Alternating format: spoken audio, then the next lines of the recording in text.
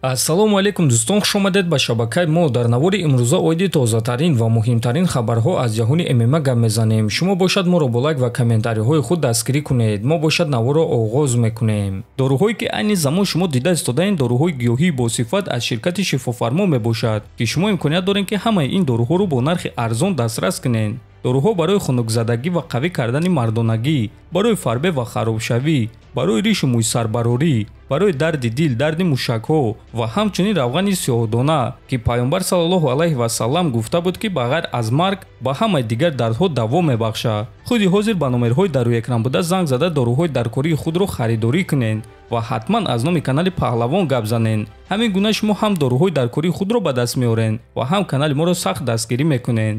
инак дӯстон, чанд соат пеш турнири UFC 305 ба анҷом расид, ки дар муҳорибаи асосии ин турнир чемпиони вазни миёна Дрикус Дуплеси камарбанди худро дар муҳориба зидди Исраил Адесаня ҳимоя кард. ӯ дар чорум раунд Адесаняро ба усул гирифта маҷбур кард ки таслим шавад ва ҳамин гуна камарбанди худро бори аввал ҳимоя кард. ҳамчунин дар ин турнир Дэн Хукер зидди Матеуш Гамро ҷангид, ки беҳтарин муҳориба нишон доданд ва дар ин муҳориба Хукер сенсатсионӣ ғалаба ба даст овард. дар ин турнир боз якчанд муҳорибаҳои хуб ва дурахшон баргузор гардид, ки ҳамаи ин муҳорибаҳоро дар телеграм-канали мо тамошо карда метавонед. ссилкаи телеграм-канали мо дар описания ва дар якум комментария закрепичуда.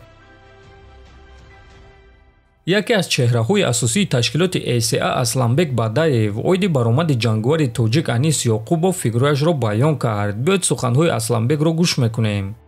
Анис барои муҳориба зидди Сайгид омода шуд. баъд ӯ муҳориба зидди чемпион Қурбан Гаджиевро қабул кард, вақте ки азам осеб гирифт. Анис ин рискро қабул кард. баъд боз Қурбан осеб гирифт ва Анисро боз ба муҳориба зидди Сайгид баргардонданд. тасаввур кунед ки ӯ чӣ чизҳоро паси сар кард. аввал барои як ҷангувар омода мешавӣ, баъд барои дигар ҷангувар, баъдан боз ба рақиби аввалаи худ бармегардӣ. ва медонед ӯ бе ягон шикоят ин муҳорибаро қабул карда вазифаи худро иҷро кард. бо ӯ ҷанг кардан нахостанд, танҳо гӯштин гирифтан хостанд ва ӯ худро ҳимоя карда ба рақиб зарба зада тавонист ва ғалаба ба даст овард. ман чунин мегӯм, имрӯз Анис санҷишро гузашт. ӯ тайёр буд ки ҷангад, лекин рақиби ӯ ин чизро намехост ва гӯштин гирифт. Анис бошад аз гӯштини ӯ худро хуб ҳимоя карда тавонист. ва баъди муҳориба Анис гуфт ки барои муҳориба зидди Вартан Асатрян омода аст. бачаҳо, 16 декабр Москва, турнири ACA 182 Анис Ёкубов зидди Вартан Асатрян. шумо чунин муҳорибаро дидан мехоҳед? гуфтааст Асланбек. ва дӯстон, шахсан худи ман чунин муҳорибаро дидан мехоҳам. худи шумо чӣ дӯстон? метавонед фикрҳои худро дар комментария нависед.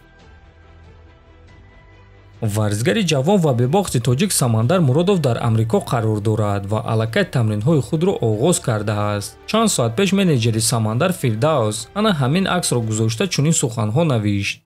5 рӯзи дигар то он вақте ки ӯ орзуи худро амалӣ мегардонад, иншааллоҳ, навиштааст Фирдавс. хотиррасон мекунем ки Самандар Муродов аллакай рӯзи 23 август дар ташкилоти Роуту UFC зидди варзигари амрикоӣ Ҷонатан Пирсма муҳориба мегузаронад ва ғолиби ин муҳориба бо эҳтимоли калон соҳиби шартнома бо UFC шуда метавонад. худи Ҷонатан бошад дар саҳифаи иҷтимоии худ аксашро чоп карда чунин суханҳо навишт.